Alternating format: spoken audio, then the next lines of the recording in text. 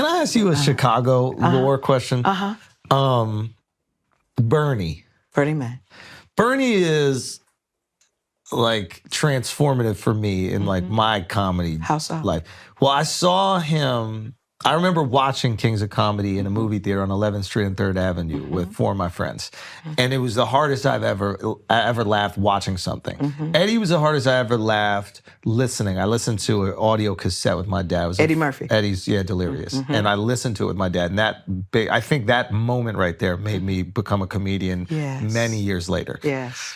But Bernie, I was watching somebody that like, I just never had seen someone be so naturally funny that I didn't even know if it was jokes. I didn't know if it was a set. I didn't know if it was somebody that was truly like listening to the crowd. Yes. Like the crowd was like an instrument for him. Yes. So it was like material, but also I know how to play off of your energy. And the words at that time, to talk about the little boy. Yes. And use the F with the 2 G's. The little one, that's right. And he kind of muffled it when he said and it. him downstairs. Yes. Some milk and cookie. Yes, that's right. But most people don't know. Did you see him in Chicago? Well, Bernie was a mentor to all of us that were coming up. So you were watching him when he had his, because he had a room, right? That he would host weekly? That we would go do the room, and he would do the Cotton Club, and we would go do the Cotton Club. But we knew Bernie from the neighborhood. He was called so you Blue. Knew him growing up? Yeah, he was Blue because he was so black. He was Blue. That's what we would call it. Hey, what's up, Blue? And he would come to my neighborhood because I think he was friends with the Cobb family across the street in my old neighborhood in Chicago. So when we were coming up as comics, matter of fact, it was Bernie that was telling us, dress up, come on time. He was a mentor to us as comics. And when they did the 25th anniversary of Def Comedy Jam, I ain't afraid of you, motherfuckers. And Chris Rock said the 2 people he didn't want to follow was Sheryl Underwood and Bernie Mac. I ain't scared. Really? Right. It was Chris Rock said he didn't want to follow either one of us.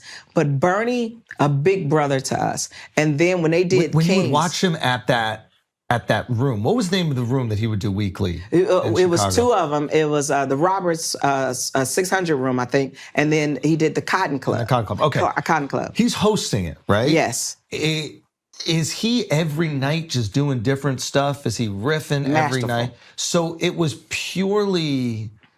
He was like a magician in a way. Like Absolutely. It was in his purest form. He's a comedian. He could just hold attention and like... Absolutely. And for Bernie... If you're talking about the comedians that you look up to and study, because I tell young comics, what can you tell me that I need to learn about comedy? I said, find your favorite comic and study mechanics. Yeah. Don't take jokes. Yeah. But learn how they tell jokes. Learn how to hold attention. That's learn right. What they Cadence. do. Yeah. That's why the social media comic is good. Yeah. But if you don't have a point of view and a set structure, what happens when those sketches are not hitting? Yeah. Right? Or your crowd It's different work. On stage. It's just a different. It's a different. You got to learn it. So Bernie Mac was one, and I would say for me, when I was coming up in comedy, Mitch Hedberg. Yeah, Mitch was fantastic. So I was in love with Mitch. I was like, if we would just marry each other, we'd be a power couple. Wow. So you just loved him as a. Did you look? Because Mitch was operating on 2 frequencies. He was like, you weren't sure if he was playing a character or this was truly him. Yes. But you weren't looking at somebody who was being like the quintessential straight man. Yes. He was different, and he was on his own rhythm. And then he would have these jokes that seemed like they could come through a personality like he had. But he's operating on 2, like you could laugh at him without telling the joke. Absolutely. And Bernie had that too. Bernie had it too. Bill Hicks. Hicks. Oh, Hicks was like structure, but he but it was so intellectually sound. Because I'm old school. I'm watching comics.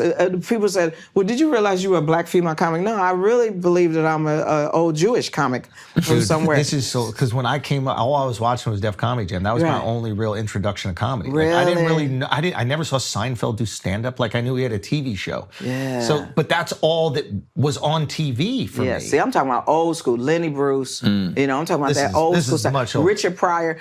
I was in a room where Richard Pryor was in the room, and I just felt this energy pulling me, and I felt like, don't do it. Because I'm like, have you ever been in a room with, no, I just stood behind him. I stood behind it and just digested. No. Same thing with Michael Jackson.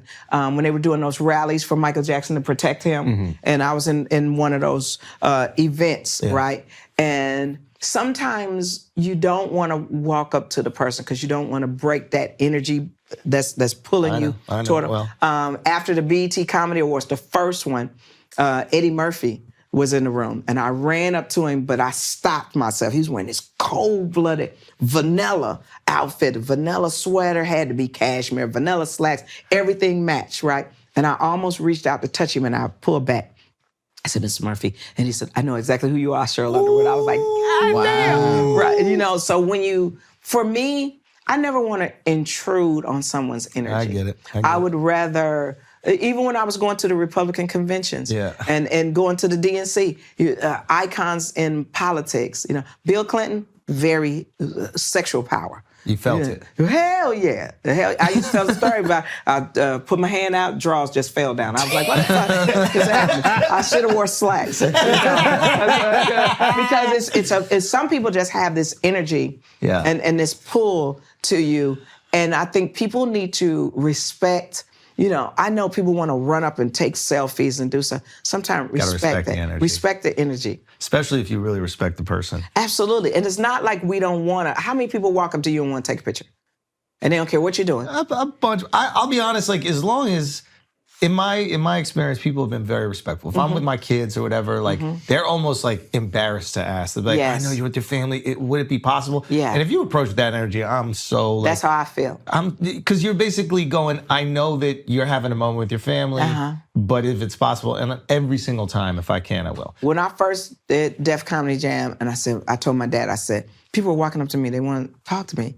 And he said, well, how many black people do you know will be able to talk to someone they saw on TV, heard on the radio, saw in a movie? Great perspective. Respect that. Yeah. But he also said, no matter who the person is, talk to everybody like you're talking to Jesus and you can't go wrong. Love it. Secondarily, your job is no better or no worse, but respect what other people do for a living and respect their time. Yeah. So for me, and I'm a female comic who's very male-directed. I'm very patriarchal. And that's why my sets were constructed. When I first started doing comedy, women were popping out of my show like the Great Pumpkin. I'm not sucking no man dick. I'm not doing it. And I'm like, but that's why you're sitting by yourself. Or that's